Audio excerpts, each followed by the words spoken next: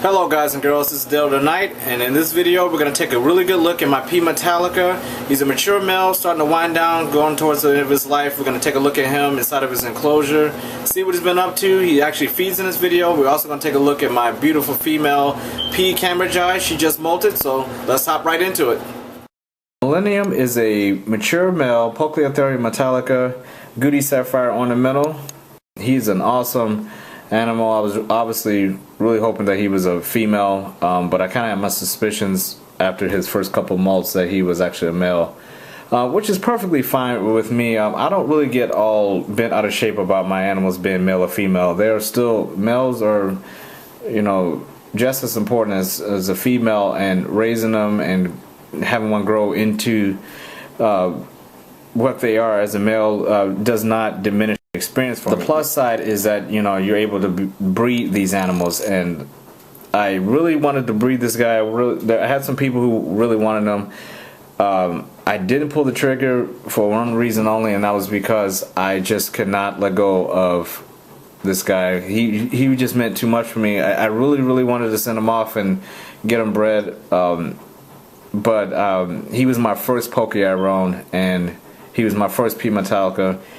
And he's just the P. Metallica is the species that got me into the hobby. It was a species. It's my favorite species, and I just couldn't let go of him. He's one of my favorite tarantulas, and I just couldn't take the risk of maybe not seeing him ever again, or I couldn't take the fact that he might have been eaten. Or so I'm gonna have more shots in the future, obviously. So to me, he meant more to me just to keep him for myself, and I felt like if he's gonna pass away, he's gonna pass away with me. I keep him in a Exoterra Nano. I love these tanks, especially for arboreals, especially for pokies, because you can set the tank up really well. It has the backdrop and everything in there, but you also have all these different access points to get in. And with a species like this, it's really hard to film pokies or photograph them, because at least mine, they tend to hide. The arboreal setup, you know, these guys are just perfect to blend in with things. So if you set your enclosure up right, you really don't see them that much, you know, if it's done properly. So with this tank, I'm able to get different vantage points, as you can see here. Now, even that being said, you can clearly see it's still hard to photograph these guys. They're really skittish when it comes to light.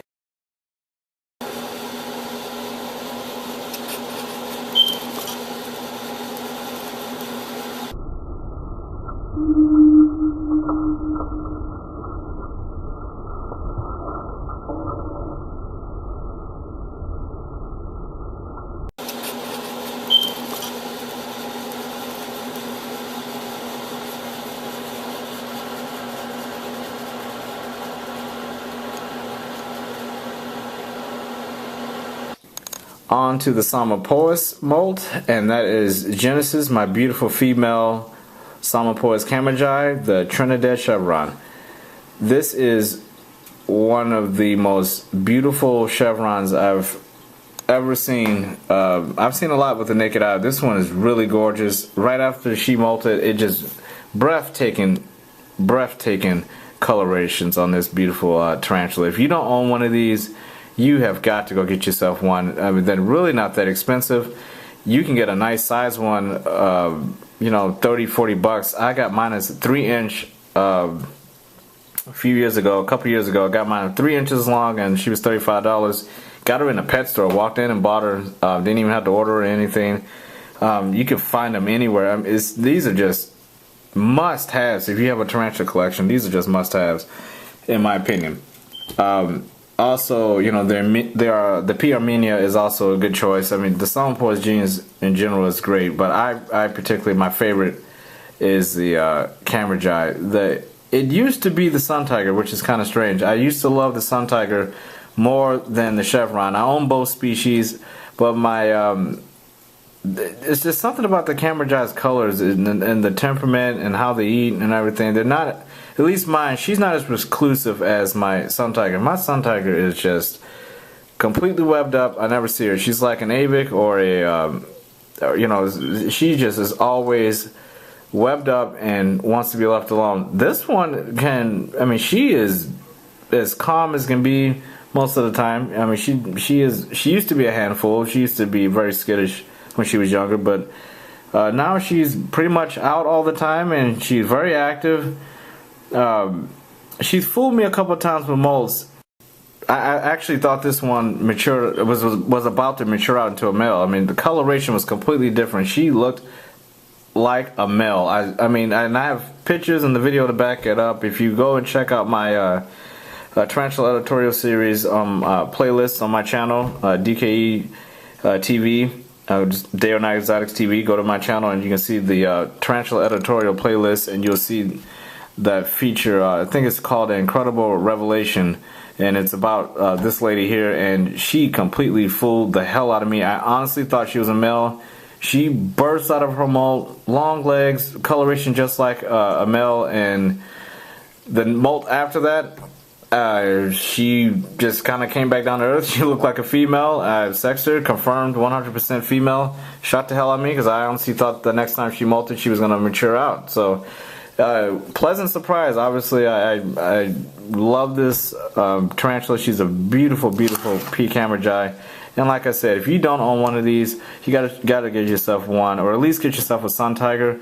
These make really great gauges of speed for people who are moving away from terrestrials into maybe arboreals and something a little faster. I learned a lot from this one. It was the first arboreal I ever owned.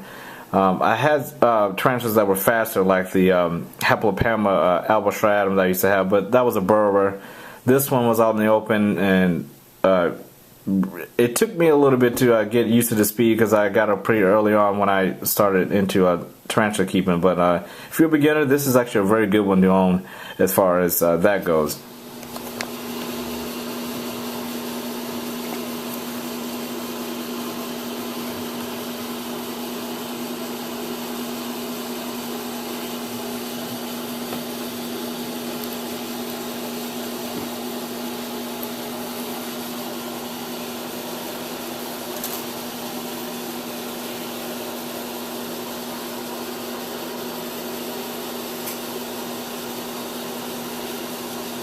A lot of color in this one, guys. You have the P. Metallica with that beautiful, beautiful blue and that green from the P. cambridgei. If you're a beginner and you're looking to get into something other than a terrestrial, want to get yourself an arboreal, I always recommend the P. cambridgei as your first one.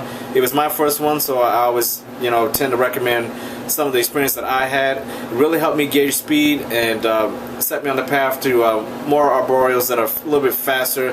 Led me down the path to my pokies, led me up to my first pokey being a P. Metallica. So if you're looking for something, if you're a beginner, to help you out with a little bit of a speed factor, I always recommend a P. cambridgei. But there are other ones out there that you can get. If you talk around the community, the tarantula community, there have been a lot of people who have different arboreals that help them move on and kind of gauge their speed factor. Some people jump right into the pokies. Just depends on who you are. But if you're looking for something for your first arboreal, I always recommend the P. cambridgei because they're really not that bad, and beautiful coloration. You can't go wrong with them, and they're not that expensive, unlike the P. Metallica and some of the pokies. So hope you guys enjoyed this one. Take it easy out there. Be safe, guys. Take care.